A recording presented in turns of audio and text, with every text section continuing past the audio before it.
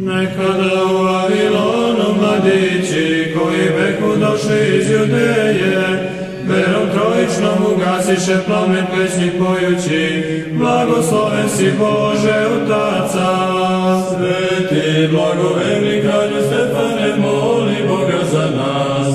Carstva nasledniče i velikom učeniče Stefane venčaniče, carstva nas nebeskoga, oda nebeskoga, koga poju vojske anđelske, hvalite i preuznosite u sve vekove. Sveti blagoverni kralju Stefane, moli Boga za nas.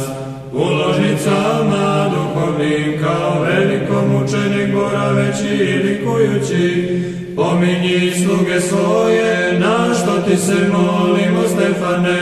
Sveti blagoverni kralju Stefane, moli Boga za nas. Krasote sveta držeći za mučne i žalostne, u mislima razmišljajući slavni, i zato krasotova istinu odenute vladika netenost. Slava Otcu i Sinu i Svetome Duhu, Davida возлюbljenog i posvjedočena od Boga, remitet pokaza se verom i u napastima, no ti si još veći krštenjem i mučenjem. I sada i u vekove vekova, amin. Govornika učenikom je mrakom pokriven, sve neporočna djevo, prebožanstveno začeće ne razumeše, koje je umnim silama nerazumljivo. Spaseni tobom, djevo čista, mi te ispovedamo kao istinsku Bogorodicu, veličajući te sa bestelesnim horovima.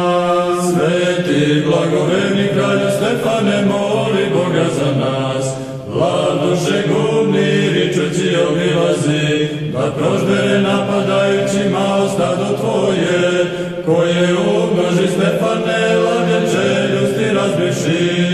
Sveti blagoverni kralju Stefane, moli Boga za nas.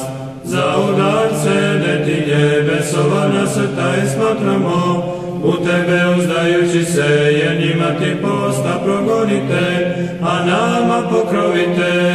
Slava Otcu i Sinu i Svetome Duhu, pripadamo ti sveti i okružujemo te s ljubavlju, celivajući ljubljene moždi tvoje i sa suzama te zovemo, spasi nas slavnim molitvama tvojima.